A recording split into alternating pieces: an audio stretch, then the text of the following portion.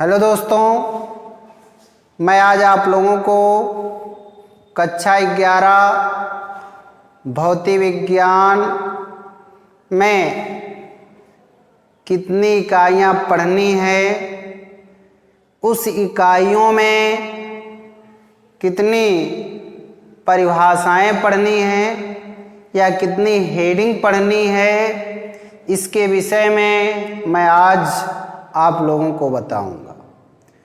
Covid महामारी के चलते शैक्षिक सत्र 2020 व 21 में पठन पाठन अव्यवस्थित रहा। आप लोगों को बड़ी कठिनाइयों का सामना करना पड़ा, इसलिए वीडियो से पढ़ाई शुरू है। जितनी भी वीडियो पढ़ाई जाएंगी, जितने भी भाग आपको फिजिक्स में पढ़ाए जाएंगे, हर भाग का वीडियो अपलोड किया जाएगा। मैं आज आप लोगों को खंड का में भौतिक विज्ञान में कितनी इकाइयाँ हैं उसके विषय में मैंने लिख दिया है और बोर्ड पर सभी हेडिंग भी लिख दी है। आप इसे अच्छी तरह से देख लेंगे। इसके बाद हर इकाइयों को बारी बारी पढ़ाया जाएगा। उम्मीद है कि आप लोग भी उसे अच्छी तरह से पढ़ेंगे। कई बच्चे चाह रहे थे, कह भी रहे थे कि भौतिक विज्ञान में कितना पढ़ना है, कितनी चीज़ें कटी हैं। आज मैं वही चीज़ सॉल्व करने जा रहा हूँ, आप लोगों को बताने जा रहा हूँ। विषय भौतिक विज्ञान कक्षा 11, खंड का इकाई 1, खंड का इकाई 1 भौतिक जगत तथा मापन, ये इकाई 1 है, इसका ये नाम है। इसमें आपको कुल मिला के 7 हेडिंग पढ़नी है। हो सकता है इससे ज़्यादा भी पढ़ा दिया जाए, लेकिन इम्पॉर्टेंट आपका यही है। एक है मापन की आवश्यकता क्या है, माप के मात्रक या प्रणालियाँ क्या होती हैं। तीसरा एसआई मात्रक क्या होता है। चौथा है मूल तथा व्युत्पन्न मात्रक क्या होते हैं। पांचवा लंबाई, द्रव्यमान तथा समय का मापन कैसे होता है।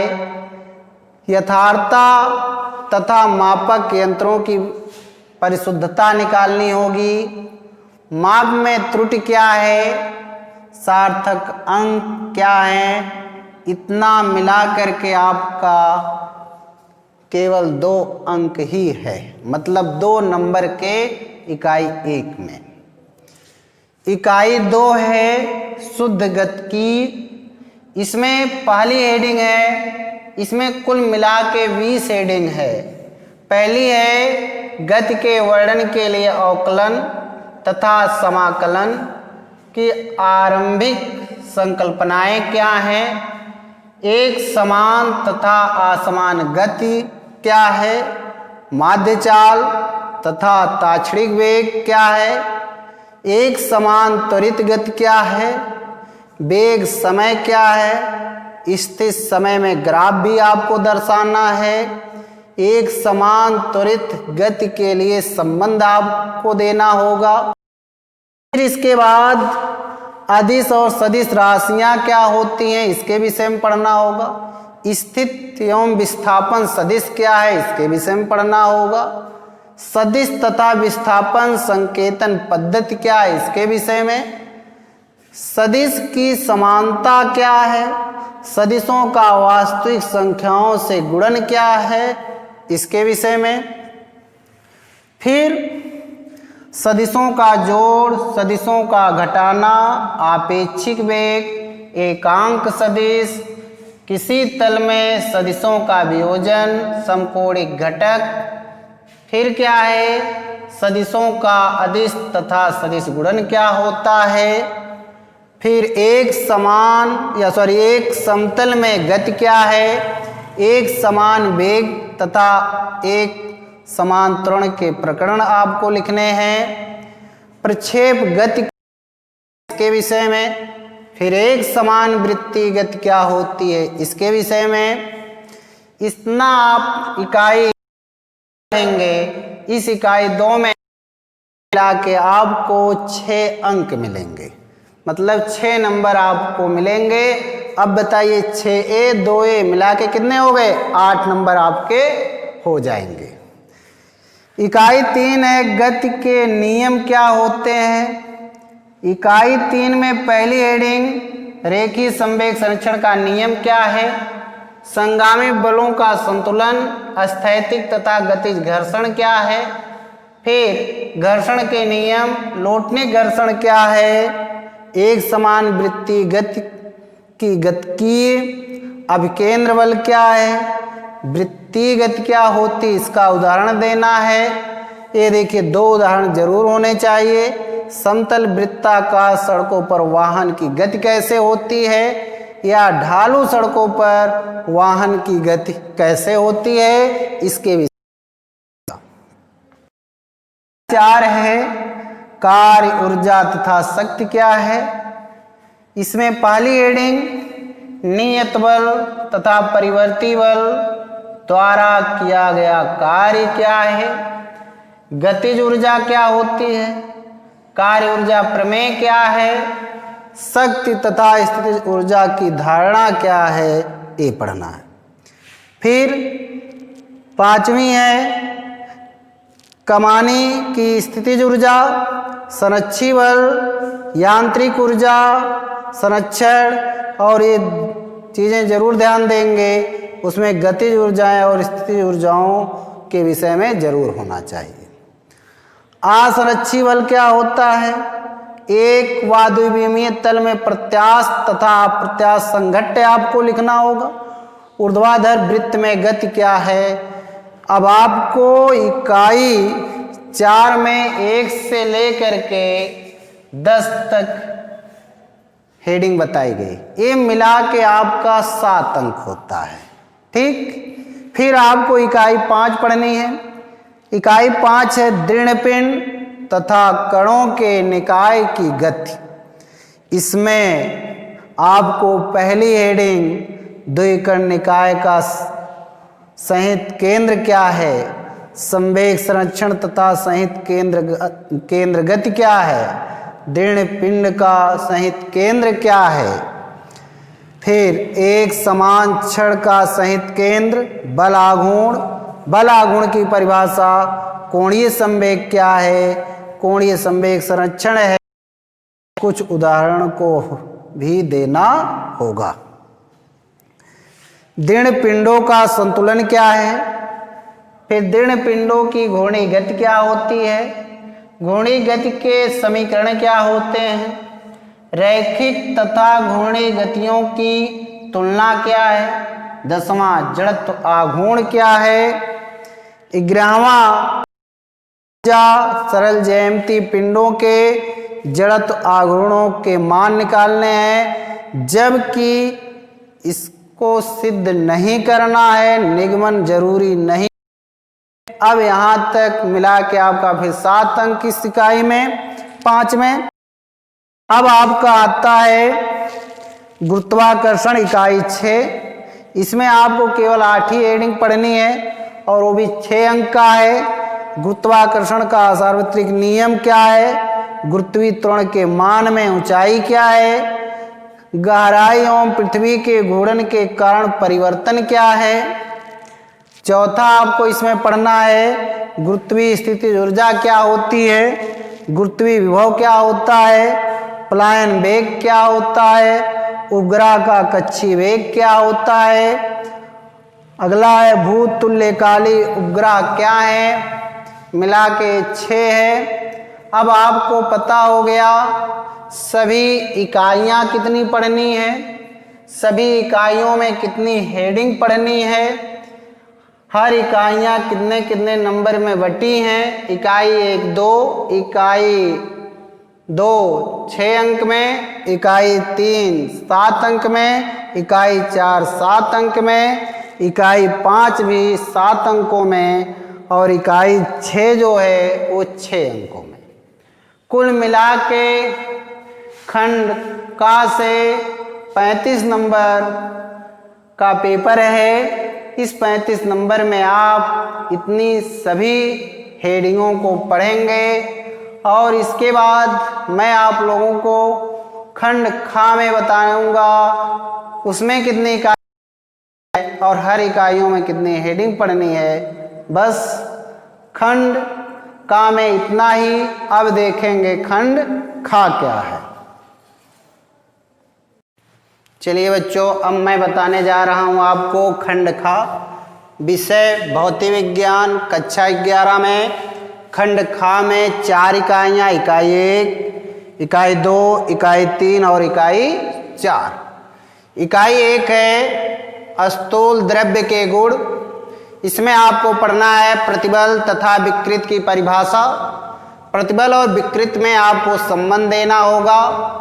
अगला है हुक का नियम क्या है, यंग प्रत्यास्था गुणांक क्या है, आगे है लेकिन यंग गुणांक क्या है, ये दोनों हेडिंग इधर है। इसके बाद तरल स्तंभों के कारण दाब है, पास्कल के नियम तथा इनके अनुप्रयोग।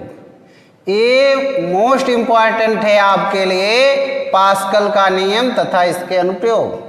लेकिन इस पर अनुप्रयोग करना है द्रव चलित लिफ्ट पर और द्रव चलित ब्रेक पर करना है।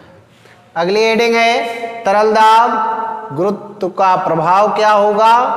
इसके बाद श्यानता क्या है परिभाषा, स्टोक्स का नियम क्या है, सीमांत वेग क्या होता है, रेनाल्ड अंक क्या होता है, धारा रेखीय तथा परिक्षुब्ध प्रवाह क्या है।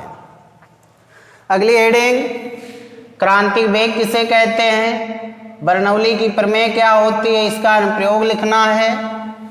और पृष्ठ ऊर्जा, पृष्ठ तनाव क्या है, संपर्क कोण क्या होता है, दाब अधिक, पृष्ठ तनाव की धारिता क्या है, बूंदों तथा केस का क्रिया का अनुप्रयोग रहेगा।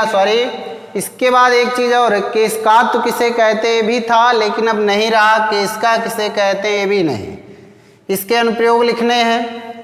इसके बाद आपको तापीय प्रसार लिखना है, ठोस द्रव और गैसों का तापीय प्रसार कैसे होता है, इसकी सभी को आपको अच्छी तरह से सारी चीजें।